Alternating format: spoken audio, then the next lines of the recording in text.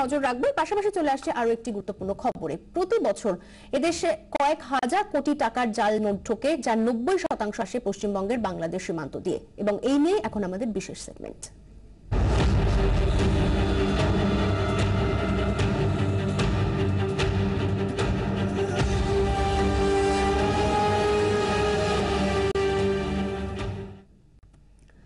প্রতি বছর এদেশে কয়েক হাজার কোটি টাকার জাল নোট ঢোকে, যার 90% আসে পশ্চিমবঙ্গের বাংলাদেশ সীমান্ত দিয়ে। রীতিমতো অফিস খুলে মাস মাইনেতে কর্মী নিয়োগ করে জাল নোটের কারবার চালাচ্ছে পাচার চক্রের কারবারিরা। শুধু তাই নয়, পাচারকারীদের ফাঁদে পা দিচ্ছে পুলিশও। দেখুন 24 ঘন্টার এক্সক্লুসিভ রিপোর্ট।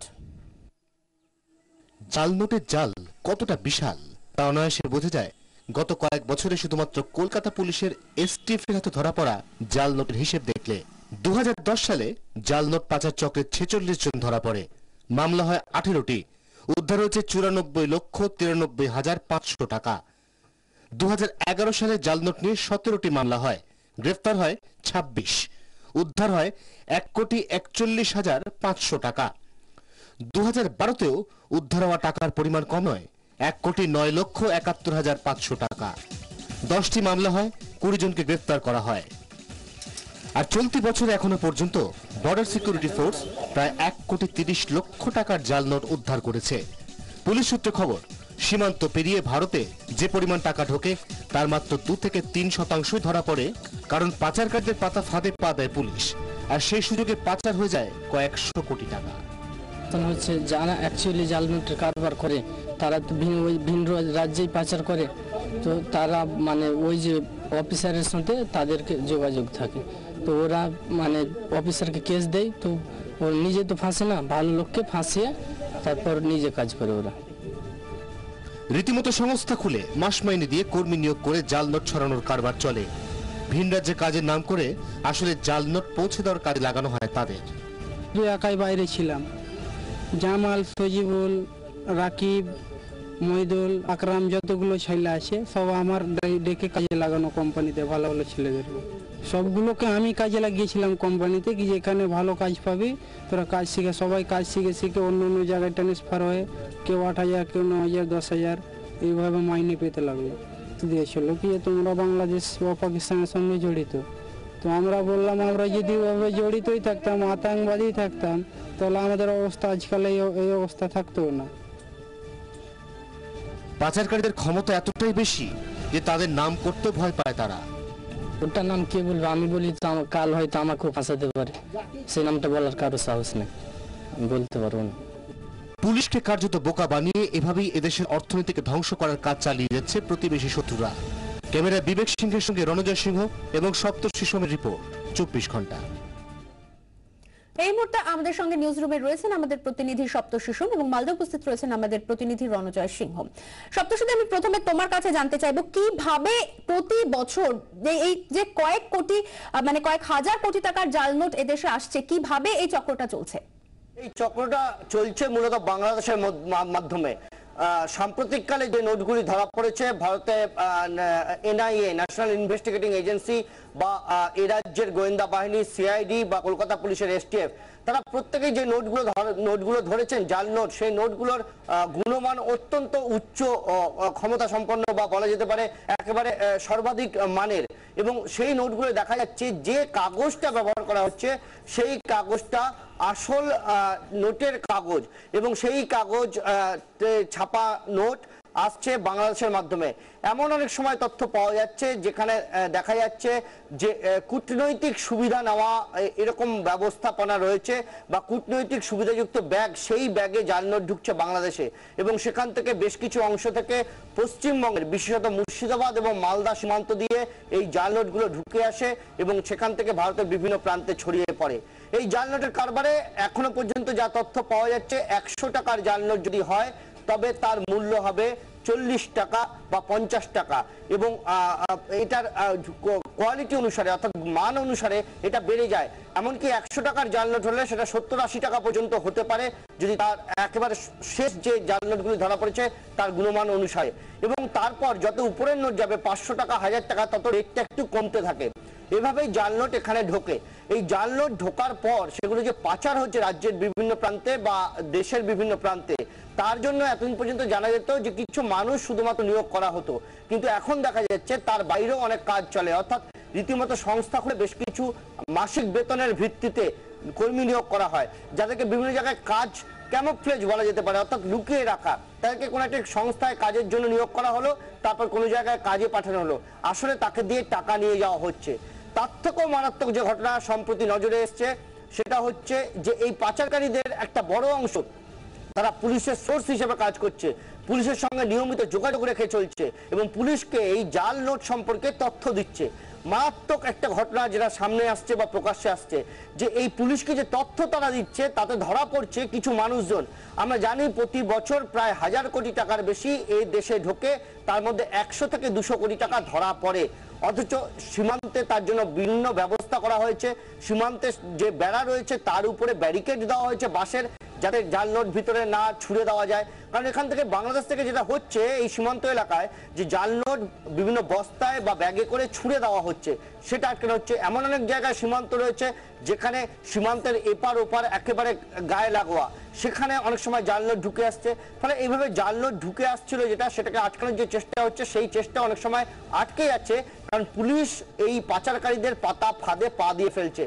পাচারকারীরা পুলিশকে খবর দিচ্ছে নির্দিষ্ট কোনো ব্যক্তি জাল নোট নিয়ে যাচ্ছে, তার কাছ থেকে 1 লাখ 1.5 লাখ টাকা উদ্ধার হচ্ছে, জাল নোট উদ্ধার হচ্ছে। কিন্তু পুলিশ যখন ওই লোকটিকে ব্যস্ত, ওই লোকটির পিছনে নজরদারি চালাতে, জাল নোট উদ্ধার করতে, তখন কয়েকশো কোটি টাকা নিয়ে অন্যান্যরা পার হয়ে যাচ্ছে অন্য জায়গায়। অর্থাৎ পুলিশকে কার্যত বোকা বানিয়ে জাল নোট কারবারিরা মাসিক বেতনের ভিত্তিতে কর্মী নিয়োগ করে এই জালিয়াতি চালাচ্ছে। আর এই এখন সবথেকে বড় গুরুত্বপূর্ণ এই বিষয়টি নজরে এসেছে পুলিশেরও। অর্পিতা, সপ্তশতী আমাদের সঙ্গে থাকো, কিভাবে সংস্থার মাধ্যমে এই কাজ চালানো হচ্ছে এবং কিভাবে ফাঁদ পাতা হচ্ছে এই বিষয় নিয়ে তোমার কাছে আসবো। তার আগে আমরা দেখে নেব ভারত বাংলাদেশ সীমান্তে মালদার কালিয়াচক থানার মোহাম্মদপুর জাল নোট কারবারে সারা দেশে এই গ্রামেরই কম করে 100 জন জেলবন্দী। পুলিশের সন্দেহের তালিকায় রয়েছেন আরো অনেকে, অথচ গ্রামের ভোটার মাত্র 2000।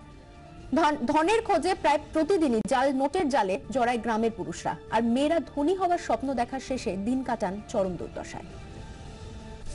আর আগল নেই, ভুখা পেটের টানে কপাট পিকিয়েছে মহাজনের ঘরে। বাইরের জনের সামনে যারা এতদিন কাপড় দিতেন মাথায়, এখন কোমরে কাপড় বেঁধে বিড়ি বাঁধেন। জাল নোটের জালিয়াতিতে ঘরের মানুষ জেলে, এখন বিড়ি ভাত দেয় মোহাম্মদপুরে। আমার তো গ্রামে বিড়ি বাঁধা আছে, আমি বিড়ি বাঁধছি, তো সম্পূর্ণ হয়তো বাচ্চাদেরকে 3 টাইম খাওয়ার, তো আমি 3 টাইমে দিতে পারছি না, হয়তো কোনো রকমে 2 টাইম দিচ্ছি। অভাব ছিল না আগে এমনটা নয়, অভাব ছিল, ভালো রকমেরই ছিল। তবে সেই অভাবে শান্তি ছিল, সম্মান ছিল, কিন্তু অভাবটাও যে ছিল সেই অভাবে ভাসিয়েছে মান। দাদন খাটা মোহাম্মদপুরে এখন 18 বেরোতে হয় না, রাষ্ট্রদ্রোহী খোঁজে পুলিশ, পেয়েও যায়। আইন তো আর অভাবের খিদে দিয়ে অপরাধ বিচার করে না। ঘরের খিদে মেটাতে ভিন রাজ্যে পাড়ি দেওয়া মোহাম্মদপুরের যুবকেরা জালে পড়ে জাল টাকার, জালে পড়ে পরিবারের লোকেরা। সবাই দোষী নাই, বেশিরভাগ নির্দোষকে ধরা হচ্ছে, তাকে তাড়া করা হচ্ছে। কতজন রয়েছে এরকম? আমাদের গ্রামে যে 5 জনকে ধরলে 4 জনই নির্দোষ। যেরকম এর মধ্যে আমার ভাই আছে, আত্মীয় স্বজন আছে, বন্ধু আছে, গ্রামের পাড়া প্রতিবেশী সবাই আছে। কিন্তু আইন আদালত, তার জন্য তো পয়সা লাগে। কিচ্ছু নেই, আমার ঘর বাড়ি দেখতে পেলে না তুমি, এখন জান্না নেই, কপাট নেই, কিচ্ছু নেই আমার ধনের ঘে। আমার ধর দুঃখ করে খাই বাবা, কি করলে রাকিব চলে আসবে, রাকিব ভালো ছেলে চলে আসবে, কই হেলিয়ে গেল, হনকে দিয়ে 2 বছর হয়ে গেল, কিছু হয় না। মামলা বড় জটিল, রাষ্ট্রদ্রোহ, তাই সাহায্যে কেউ এগিয়ে আসে না। সুযোগ নেয় জালিয়াতরা, আবার সেই চোরা ফাঁদ, আর কাটির ফাঁদে পড়ে ফের ভিন রাজ্যে। সীমান্ত পেরোনো টাকা ছড়িয়ে দেওয়ার সেই একই হিসেব নিকেশ। খেতে না পাওয়া ঘরে মাসের শেষে পাকা দালানের স্বপ্ন। সিলি জাল নোটের কারবার করে তারা বাড়িতেই থাকে, গাড়ি বাড়ি করে নিয়েছে। আর যারা বিদেশে যাচ্ছে তাদের বাড়িতে কিছু নেই। যে গ্রামের সব থেকে কাছের বাস স্টপেজ 10 কিলোমিটার দূরে, সেই গ্রাম মোহাম্মদপুরের বাসিন্দাদের অনেকেই সুদূর হায়দ্রাবাদ, মুম্বাই, দিল্লি, কলকাতা সমেত দেশের বড় বড় শহরের বড় বড় জেলে বন্দী। গ্রামের বাসিন্দাদের খবর জানে 2 পা এগোলেই বাংলাদেশের জাল নোটের কারবারিরা। সীমান্ত হয়ে ঢোকা টাকায় ধ্বংস হয়ে যাচ্ছে গ্রাম। ধনী হওয়ার স্বপ্নে নিজেদের দেশের ক্ষতি যারা করছেন, তাদের পরিবার তলিয়ে যাচ্ছে আরো অগাধ জলে, কিন্তু বুঝছেন না তারা। ফলে জাল নোট চক্রের পরম্পরা চলছে, চলবেও। মালদা থেকে ক্যামেরায় বিবেক সিংহের সঙ্গে রণজয় সিংহের রিপোর্ট, 24 ঘন্টা। আমাদের সঙ্গে এই মুহূর্তে মালদা থেকে সরাসরি রয়েছেন আমাদের প্রতিনিধি রণজয় সিংহ। রণজয়, প্রতিদিনই এই জাল নোটের জালে গ্রামের পুরুষরা জড়াচ্ছেন, কিভাবে তারা জড়াচ্ছেন, কি প্রলোভন তাদের দেখানো হচ্ছে? অর্পিতা, মূলত এই গ্রামটি বিগত 5 বছর আগেও কিন্তু এমনটা জাল নোটের কারবারির গ্রাম বলে পরিচিত ছিল না। অপরাধীর সংখ্যা কিন্তু এই গ্রামের সামান্য নগণ্যই কিন্তু ছিল। দিনের পর দিন কিন্তু অর্থের লোভে কিন্তু নিজেদের আর্থিক সচ্ছলতা ফেরাতেই কিন্তু তারা প্রলোভনে পা দিচ্ছেন।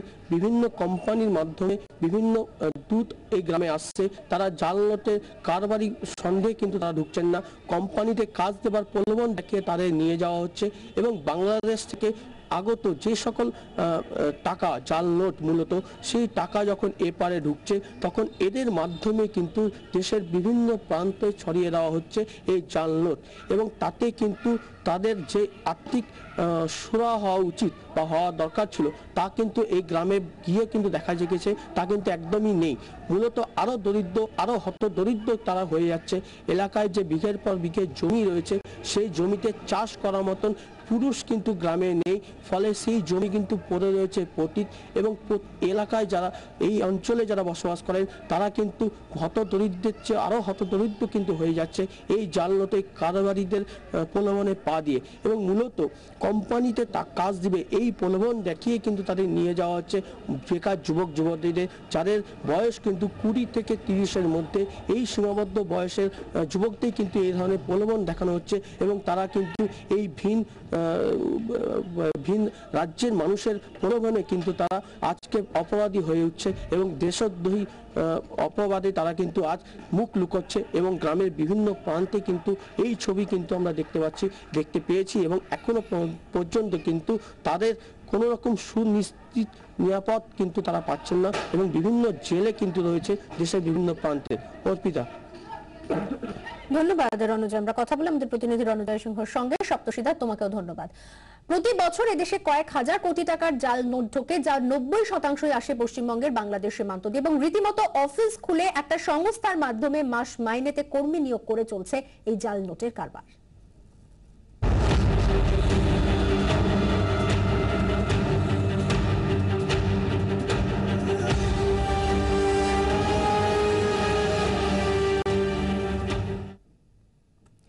ব্রেকিং বাউটারের সময় একটা বিরতির, অন্যান্য খবর নিয়ে ফিরে আসছি, সঙ্গে থাকুন 24 ঘন্টা।